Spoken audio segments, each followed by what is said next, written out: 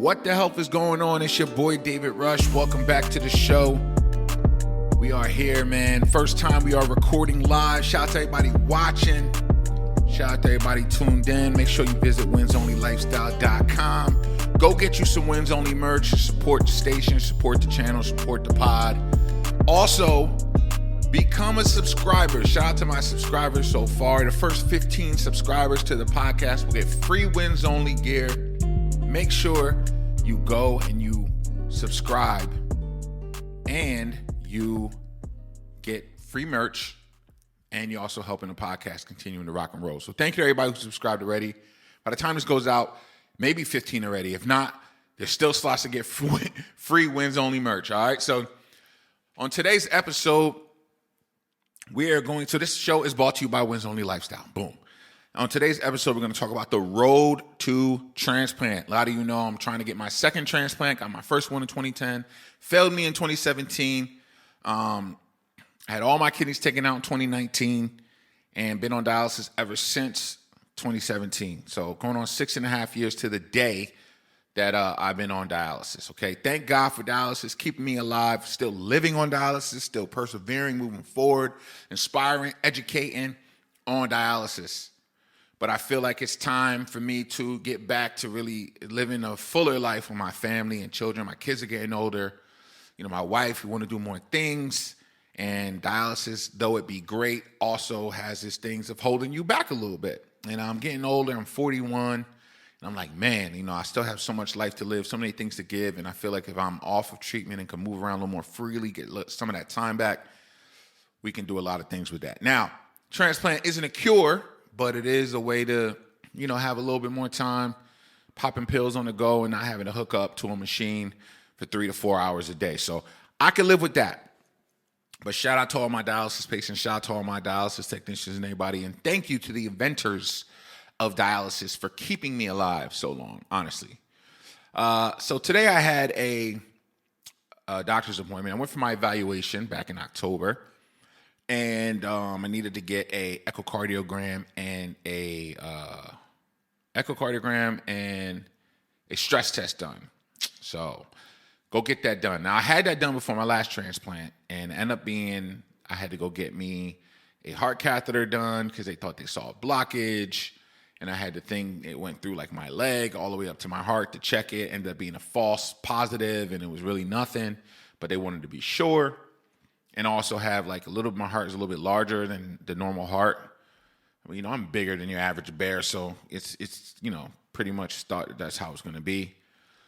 So, you know, when they called me to tell me I needed those things done, I went and got it done today. Same thing, deal with my heart, you know what I'm saying, being a little bit bigger. And, you know, my echo came back, which was good. But then my echo showed that they put the dye in me, and I guess the color was coming back that one of the colors wasn't lighting up. So I have to get another heart catheter done this month. So for me, it's like, dang, you know what I'm saying? Like, I was trying to get through clean, not having to have any procedures done or any extra stuff done. I got to go see a liver doctor in a month. And it's like, you know, I got scared when I heard about the liver thing because a lot of you who know my mom passed from liver complications, and, you know, I'm doing everything I can to take care of my liver. So knowing that I have some cirrhosis on the liver scared me a little bit, but it can't be that major because they haven't called me to come in right away. They gave me like a appointment like a month out. You know what I'm saying? So I'm trying not to trip about that. So the road to transplant could be daunting. You know what I'm saying? It could really make you want to be like, all right, like, do I really need to do all this? Or like, is it worth me going through all this? Should I just stay and ride out dialysis? You know what I'm saying? But it's like also too, it's a testament to like, okay, at least you get to hear what's going on with you. I would hate to leave this earth and didn't do everything possible to stay here. You know, my biggest thing is always leaving my family and, you know, not, you know, like the wrong way. So it's like, at least I know I'm being proactive and I'm on top of things and I'm doing the right thing by going to get checked out and not just nixing it off. And I can't get a major surgery done if there is these complications with my heart. So I got to go get this stuff done. Even though it's like when you do dialysis, it's like that's what you do, and it's like, man, that's all I want to have to worry about. But it's so much more than that to get to that point. Luckily, I'm not on a lot of medications. My blood pressure is good. The doctor said my heart is strong. He doesn't see it being any big issue, but they got to make sure. Like, he wouldn't be doing his job if he didn't make sure that I was getting checked out. So I got to commend him for that. And I know it's something I had done before. It's something that I really don't want to do again, but it's definitely something that needs to be done. And because of that reason, there's no reason for me to stop at this point and just cut the whole thing out. That'll be senseless of me, and that'll be selfish of me. So I'm really talking to myself right now because I know I have to get it done. Now, the liver doctor thing for me, on the other hand, is a little bit more scarier for me because of the whole history of my mom and her sister passing 6 years prior to that. But the fact of the matter that is, I think it's something they just want to see, because if it was really serious, I think they would have called me in immediately. So that's the positive of all that. I have that appointment coming up next month. So there's all these things that you got to get done before you even get considered for the list. Then there's my antibodies. The antibodies got to get looked at to make sure that I'm even eligible for the amount of kidneys in the world, because I had a transplant already, my antibodies are mixed with, my brother's, and that may have done something to where I'm not eligible to get every kidney from any person that may match me in blood type, which is AB positive. So that's another variable. There's so many moving parts. So that's when people try to throw you in a transplant. It's really more than them just, let's just give them a kidney and life is better. It's not like that. It's like so many things that you can go through that you can fail at and then not even get the kidney. Because if the heart isn't good, I can't get a kidney. If the liver isn't good, I got to have a liver and a kidney transplant. And they're telling me if the heart really has a blockage, I got to get a stent. And if it's worse than that, I got to get a bypass surgery and all this talk. Even though I know, I don't need all that, I'm praying that I don't. It's just like, man, I just want to be able to jump the line, get the kidney, and ride off into the sunset. You know what I'm saying? But I know that's not reality. So I'm dealing with that the best I can. You know what I mean? I think pretty much what it's going to do for me is just let me know that I'm good. So when I go into transplant, I can be confident that my body is going to take well to whoever's kidney that I get. And it will allow me to just, pretty much get a clean transplant and live again and live forever with the new one. That's the plan. So that's where we are, man. It's really you got to consider all these things going into transplant. Shout out to all my donors out there that, donate to people like me in the community. Shout out to all my CKD warriors out there that are going through this with me. I know I'm not the only one that's dealing with these things. I know there's people who have a lot more things to do before they're even eligible for a transplant. So trust me, this is not me complaining. This is me just letting y'all know what I'm going through with getting ready for a transplant. And, my pressure is good. My numbers look good. Everyone's telling me my body looks strong. It's just a matter of small, tedious things that they need to look at in order for me to be able to receive the transplant. Cool. You know what I mean? So prayers up for that, man. I'm really hoping that we can get this done. So the procedure for the heart catheter is going to be really different from when I got it done 10 years ago. Last time they went through my groin area. I had to go all the way up from my leg up to my heart. And then when I was done, they kind of clamped my leg to stop it from bleeding for 45 minutes to an hour. And so that was a really invasive surgery. I remember going through that. It was crazy. This one is supposed to be more going through your arm, through your wrist to your heart. And, my wife brought up a good point. I need to call my nephrologist and see if it's cool for them to mess with the left arm just in case I possibly will need, another fistula in my left arm. Will this mess up my chances? God forbid I need another fistula later down the road. I'm hoping that it doesn't and that we can go. I feel like they've done this enough that they know what it means and what it could do for the fistula or for the veins or whatever the case may be. But hey, you never know, so we got to ask the question. So they go through my arm, run up to the heart, and basically see if there's any blockages. They put a dye in me, and they basically follow the dye to see if there's any blockage. And if there's not, I'll be out of there in a day. If there is, They'll put a stent there, try to balloon it right then and there, and leave me in there for the night, overnight to evaluate. If it's bigger than that, then they got to do a surgery. And I ain't trying to hear none of the above. I'm trying to hear number one. Go in, nothing, get out, go home.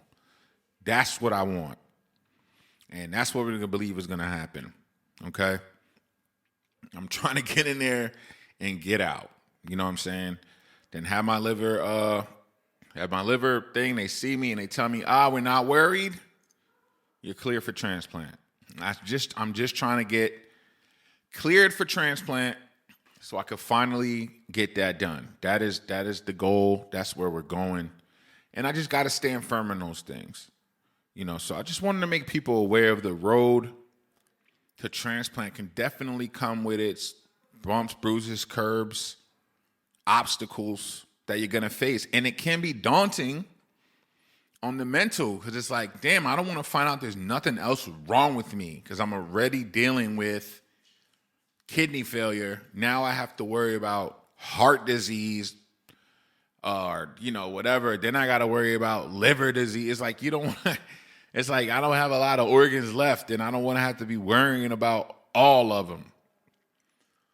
So that could be the daunting thing about going for a transplant. And I guess in any capacity of medicine or, any type of transplant, heart, liver, you got to have this type of procedures done. And you don't know what you're going to get. So for me, it's like this is part of the game. Unfortunately, it's something that I didn't want to deal with, but have to.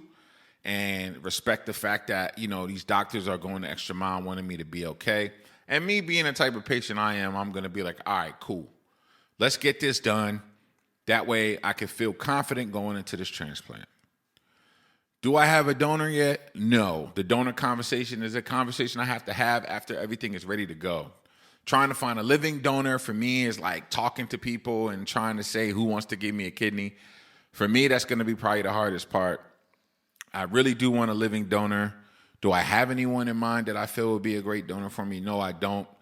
There's people who have already told me they would donate their kidney to me. I appreciate that, but it's hard for me to say, yes, perfect, let's set the date up. It don't work like that. But I am confident that when the time comes for me to have the conversation, God will put somebody in place for me, and it will definitely happen. You know what I mean? I'm not going to put to the side that, I'm blessed and I'm highly favored, and I know that, and I say that humbly. So I know when the time is right, things will be put in place for me. And I feel like that's why I can't really get mad about these things that I'm going through, because I feel like it's all part of the story. It's all part of what's supposed to happen. So I can't allow myself to be caught up in the emotional side of it of, man, my life is whatever. Because this is just all part of the story, and I understand that, and I see that, and I may get upset or worried, stressed about it, you know what I mean? But at the same time, I got to just let it fly because I know this is how it's meant to be, and I'm riding with that. So let's consider that when we're dealing with our patients, the road that it takes to get to these places. It's not as easy as it sounds. I know a lot of people think, just getting a transplant, going in and getting one, there's a lot of steps.